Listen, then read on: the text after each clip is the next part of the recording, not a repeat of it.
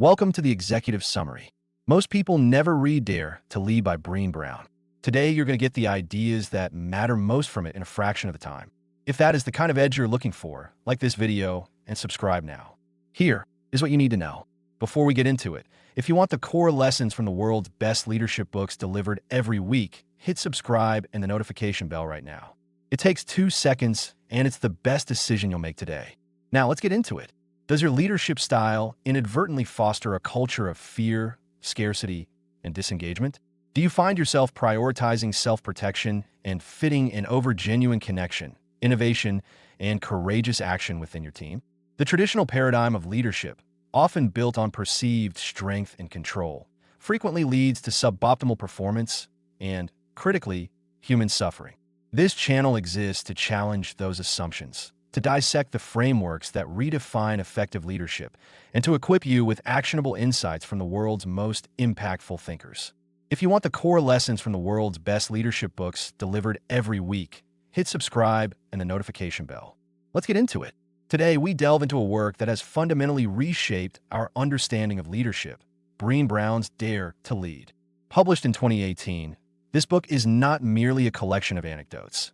It is the culmination of 2 decades of rigorous research by Dr. Brown, a distinguished research professor at the University of Houston. Holding the Huffington Foundation Endowed Chair, her work has meticulously explored the intricate dynamics of courage, vulnerability, shame, and empathy. Her 5 #1 New York Times bestsellers, including Braving the Wilderness and The Gifts of Imperfection, alongside her globally renowned TED Talk, The Power of Vulnerability, have established her as an unparalleled authority on these deeply human experiences and their direct application to the professional sphere.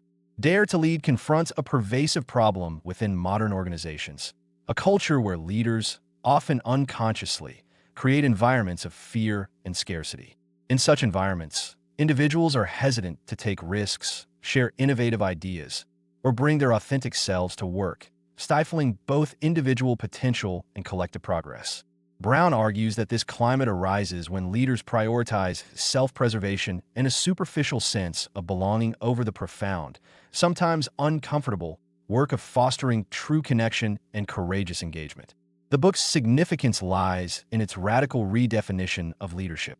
It moves beyond the conventional notions of power and control, proposing instead that true leadership is a function of vulnerability, empathy, and courage. It provides a research-backed, actionable framework for cultivating cultures where individuals can not only survive, but genuinely thrive, innovate, and contribute their whole selves. This is why Dare to Lead resonates across diverse sectors, from Fortune 500 boardrooms and military commands to nonprofit organizations and educational institutions. It speaks to anyone in a position of influence who seeks to build more resilient, empathetic, and courageous teams. The central argument is clear and compelling. Leadership is not about wielding power or exerting control. It is about having the courage to show up, to be seen, and to lead with vulnerability, empathy, and unwavering commitment to wholehearted engagement. It is about understanding that the very qualities we often perceive as weaknesses are, in fact, the bedrock of profound strength and influence. Let us now explore the key lessons that underpin this transformative approach to leadership. Lesson 1. Defining daring leadership. Daring leadership, Brown posits, is not an inherent trait reserved for a select few. It is rather a collection of 4 distinct skill sets, each one entirely teachable and developable. Rumbling with vulnerability, living into our values, braving trust, and learning to rise. This foundational principle challenges the common misconception that courage is an innate quality. Instead, Brown asserts it is a series of behaviors and skills that can be learned, practiced, and mastered. The book explicitly contrasts this daring leadership with what she terms armored leadership, which prioritizes self-protection, control, and certainty over the messiness and uncertainty inherent in genuine connection and innovation. Armored leadership, while seemingly strong, ultimately creates distance and stifles growth. Daring leadership, conversely, embraces discomfort as a prerequisite for progress. Consider the example of a chief executive officer facing a significant strategic misstep. An armored leader might deflect blame, minimize the error, or present a sanitized version of events. A daring leader, however, publicly admits the strategic error, takes full responsibility for their role, and transparently outlines the lessons learned and the corrective actions being implemented. Crucially, they invite open feedback and discussion from their leadership team, rather than imposing a solution from above. This act of vulnerability, far from diminishing their authority, reinforces trust and models a culture of accountability and continuous learning. The challenge for you, then, is to reflect: what specific armored behaviors do you tend to default to when under pressure, when uncertainty looms, or when the stakes are high? And more importantly, how can you intentionally replace just one of those with a daring behavior this week? Lesson 2. Rumbling with vulnerability. This brings us directly to the first core skill set: rumbling with vulnerability. Brown unequivocally states that vulnerability is not weakness. It is, in fact, our most accurate measure of courage. It is the willingness to show up and be seen when you have no control over the outcome. This principle directly confronts the deeply ingrained societal myth that vulnerability equates to fragility or emotional exposure that should be avoided, particularly in leadership. Brown argues that vulnerability is not only essential, but indispensable for innovation, creativity, and the formation of authentic connections within teams and organizations. Leaders must model this vulnerability to cultivate an environment where others feel psychologically safe to take risks, share nascent ideas, and contribute their full intellectual and emotional capacity without fear of judgment or reprisal. Imagine a military commander addressing their unit after a challenging mission.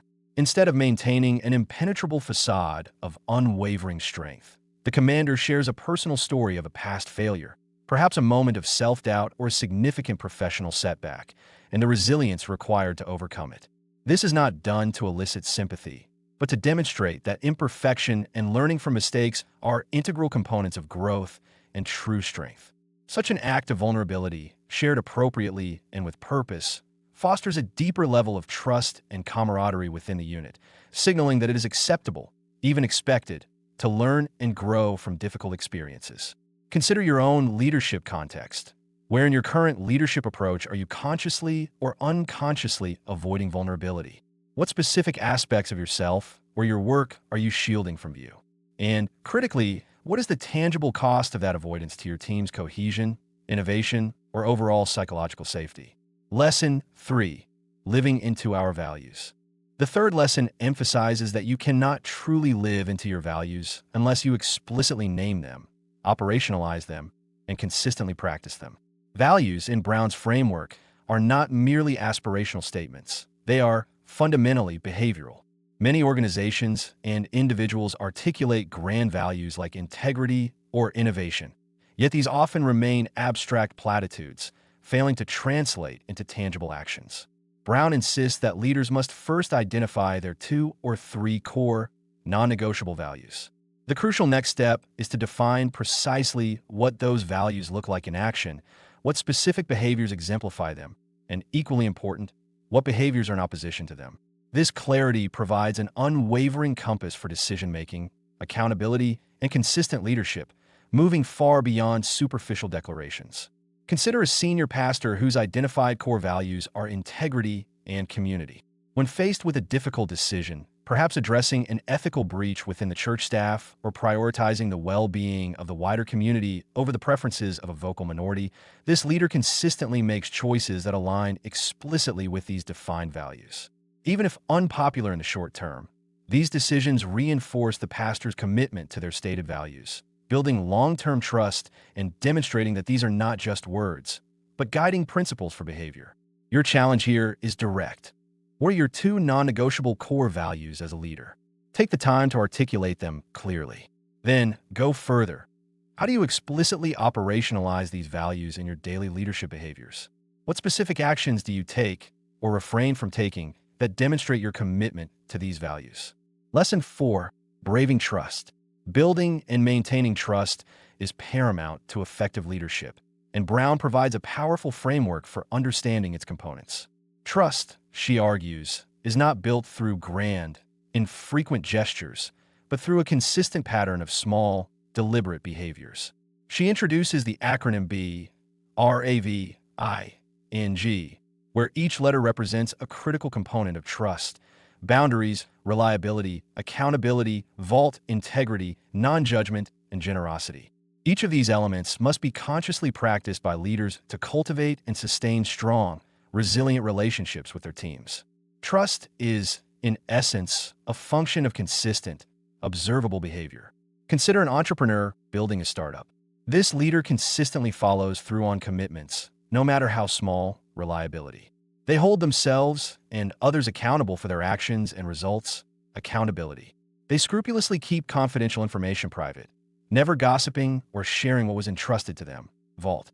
By consistently embodying these behaviors, the entrepreneur systematically builds a high-trust culture within their nascent organization, enabling faster decision-making, greater collaboration, and reduced internal friction.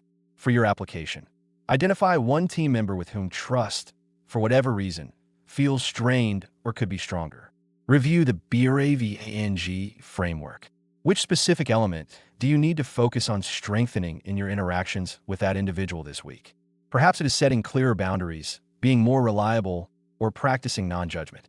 Lesson 5. Learning to rise. Failure is an inevitable part of any ambitious endeavor, especially in leadership.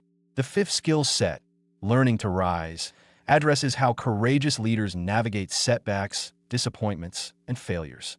It is the capacity to get back up after we have fallen, to understand our emotions, and to extract profound lessons from our experiences. This skill set is not about avoiding failure, but about developing the resilience to process it effectively. It involves understanding and challenging the narratives we construct around our setbacks, processing the accompanying emotions, and intentionally learning from them. Leaders who master this skill create a culture where failure is not a career ender, but a valuable, albeit sometimes painful, learning opportunity.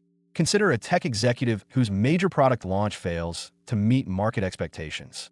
An armored leader might seek to assign blame, minimize the financial impact, or quickly pivot without a thorough review. A daring leader, however, leads a transparent postmortem.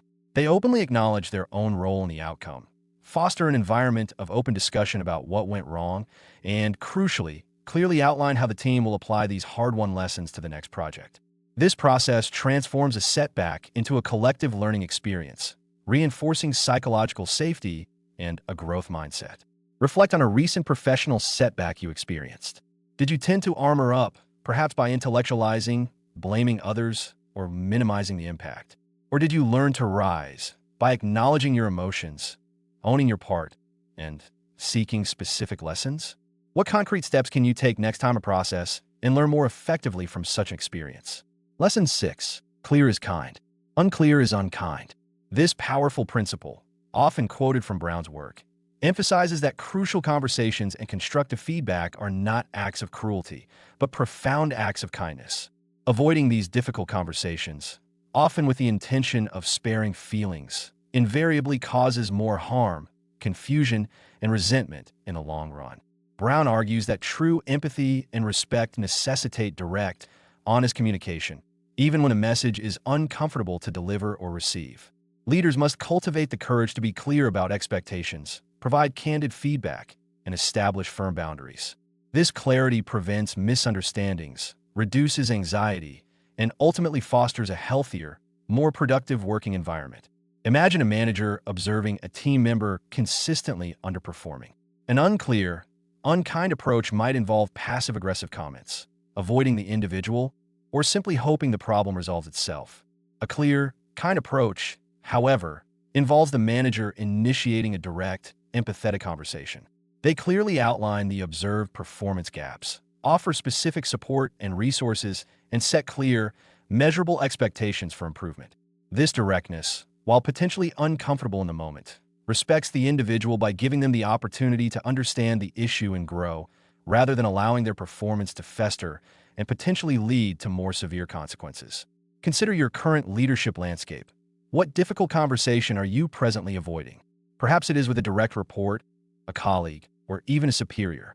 What is the unkind cost of that avoidance? Not just to yourself, but to the other person, to the team, or to the overall organizational health. Having explored these 6 transformative lessons, let us now distill them into 3 concrete actions you can implement immediately. The 3 moves application. Move 1. The vulnerability check-in. This week, Identify one specific meeting or interaction where you typically find yourself armoring up, perhaps holding back an opinion, avoiding asking for help, or presenting a perfectly polished facade. Instead, choose one small, appropriate way to share a genuine feeling. Acknowledge a learning edge you are currently navigating, or explicitly ask for assistance from your team. This is not about oversharing, but about demonstrating authentic, purposeful vulnerability to foster deeper connection and psychological safety. Observe the impact this small shift has on the dynamic of the interaction. Move 2. The values audit. Dedicate 30 minutes this week to a deliberate reflection on your core leadership values. Clearly articulate your top 2 non-negotiable values. Once identified, for each value, write down 3 specific behaviors that exemplify it in your daily leadership. Then, critically, write down 3 behaviors that are in direct opposition to that value. This exercise brings abstract values into concrete behavioral terms. For added accountability and insight, consider sharing these with a trusted colleague or a direct report and solicit their feedback on how well your actions align with your stated values. Move 3. The Feedback Courage Challenge. Identify one piece of constructive feedback you need to deliver to a team member or colleague that you have been postponing. Prepare for this conversation using the clear is kind principle. Focus on observable behaviors. Articulate the impact of those behaviors and clearly state the desired outcome or change. Commit to delivering this feedback this week, approaching the conversation with empathy, respect, and directness. Remember, clarity is a form of kindness that empowers growth. Leadership is not about being perfect, nor is it about having all the answers. It is fundamentally about cultivating the courage to show up authentically, to connect deeply with those you lead, and to build a future where everyone has the opportunity to thrive. If you found value in this summary of Dare to Lead, please take a moment to like this video. Your engagement helps us reach more leaders who are committed to growth. And if you haven't already, hit that subscribe button and the notification bell so you never miss an episode of the Executive Summary. Next week, we're breaking down Good to Great by Jim Collins, exploring the timeless principles that elevate companies from merely good performance to sustained excellence. Until then, lead with courage, lead with clarity, and lead with heart. Now you